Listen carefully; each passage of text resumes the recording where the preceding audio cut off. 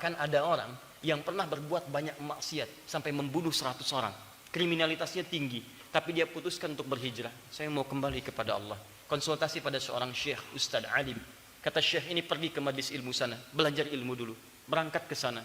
Kamu bukan tidak baik, tapi lingkungan ini mempengaruhi kamu tidak baik. Keluar dari sini belajar. Setelah baik, silahkan sampaikan risalah dengan baik. Dia berangkat ke majlis ilmu itu. Di jalan dia beristighfar, ingat dosa-dosanya. Berangkat dengan benar. Jadi kalau orang berangkat ke majlis ilmu benar itu, dia mengoreksi diri. Bukan cuma mau datang, sayang. Kemana? Sadadi, ngapain ke sana? Ada kurma. Oh, Anda pengen kurma, dapat kurmanya. Dia koreksi diri, saya pengen berubah. Saya pengen berubah. Kapanpun saya bisa pulang menghadap Allah. Dia beristighfar. Nah ingat, istighfar ketika dia bertobat, tobat itu amalan kedua yang mendapatkan cinta Allah. Dalilnya Quran surah kedua Al-Baqarah di akhir ayat 222, paling kanan pertengahan. Innallaha yuhibbut tawwabina wa yuhibbul mutatahhirin.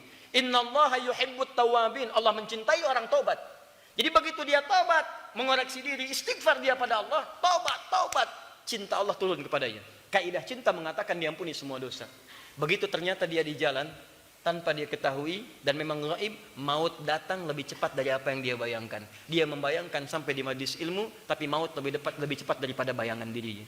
Datang, wafat di pertengahan jalan. Begitu wafat dia, sudah bunuh 100 orang, banyak maksiat, wafat di tengah jalan, menuju majlis ilmu, tiba-tiba turun perintah. Dakhalal jannah, masuk surga.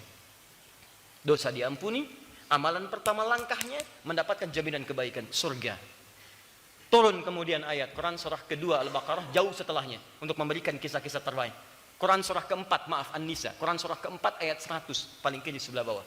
Baca pertengahan ayatnya. Wa may yakhruj min baitihi muhajiran ila Allahi wa rasuli thumma yudrikul maut faqad waqa'a ajruhu 'ala Allah. Siapa yang mau merubah dirinya, berhijrah lebih baik, kemudian dia mengisi diri, baru keluar rumahnya untuk merubah diri. Keluar rumah, belajar. Begitu melangkah, thumma yudrikul maut, datang maut menjemputnya, faqad waqa'a ajruhu 'ala Allah, maka pahalanya langsung diberikan oleh Allah Subhanahu wa taala, berpeluang surga.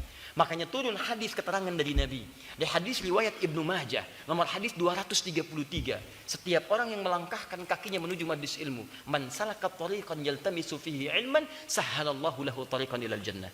Begitu dilangkahkan, benar cara melangkahnya, niat ikhlas, maka langkah itu akan mempercepat langkah dirinya menuju surga Allah Subhanahu wa taala. Masya Allah. Jadi antum ini sedang berjuang. Makanya berjuang teman-teman. Dari sekian pekan, masa nggak ada satu waktu untuk belajar untuk surga antum? Antum tuh diberikan 7 hari sepekan, 6 hari dipakai untuk dunia. Masa 1 hari nggak ada untuk akhirat antum? Apa antum mau gunakan semua untuk urusan dunia antum? Antum akan tinggalkan. Meninggal dunia semua ditinggalkan. Jadi aneh kalau yang sementara antum kejar-kejar, yang sifatnya abadi tidak disiapkan. Tanyakan pada diri anda, dari 24 jam itu berapa untuk akhirat anda? Ayo, pulsa akhirat udah diisi belum? Pulsa dunia kurang dikit diisi-isi. Pulsa akhirat anda udah tambah belum?